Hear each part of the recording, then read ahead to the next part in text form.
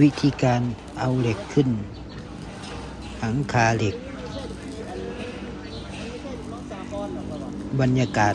อยู่ข้างบนลมกระโชกแรงมาก เอาขึ้นเหล็กที่ฝั่งลาว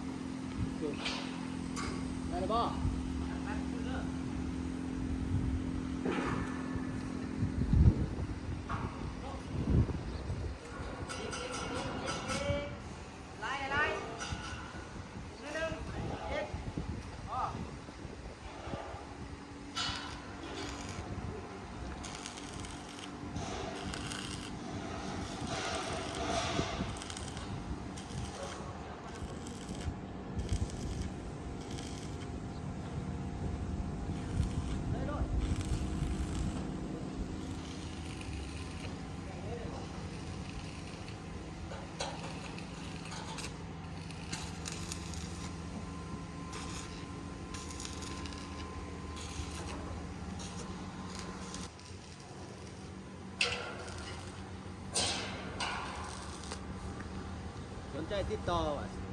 เบอร์โทร030452624เรื่องเวียกโกงราคาไว้ใจเราแต่เรื่องสมุนไพรไว้ใจหมอสิงงานยากสำหรับเขาแต่สำหรับเราเป็นงานง่าย